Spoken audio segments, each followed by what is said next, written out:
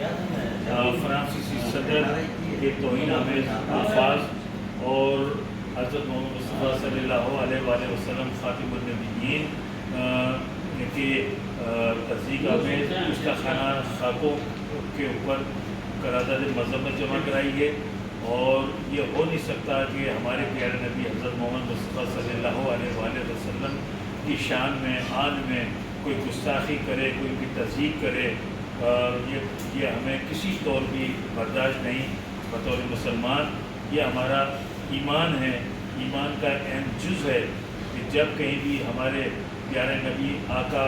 خاتم النبیین حضرت محمد مصطفیٰ صلی اللہ علیہ وآلہ وسلم پر کہیں بھی آنچ آئے تو ہم ان کے لیے نہ صرف احتجاج بلند کریں بلکہ جو جہاں کہیں بھی ہے وہ اپنا بھرپور مذمتی کردار بھی ادا کرے۔ اور ہم نے آج اس قرارداد میں وفاقی حکومت سے مطالبہ بھی کیا ہے کہ وفاقی حکومت فوری طور پر فرانسیسی جو سفارتی عملہ ہے ان کو یہاں سے بے دخل کریں، اور سفارت جو فرانس میں ہمارے جو سفارتی عملہ ہے ان کو واپس ملا کر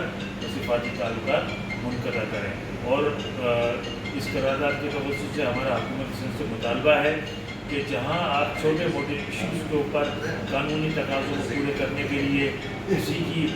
تعزیت کے لیے اجلاس بلاتے ہیں تو ہماری یہ گزارش یہ ہے کہ فوری طور پر سندھ اسمبلی کا اجلاس بلایا جائے تاکہ سندھ کے 168 منتخب اراکین سندھ کے سب سے بڑے ایوان میں فرانس کی صدر کی اور وہاں کے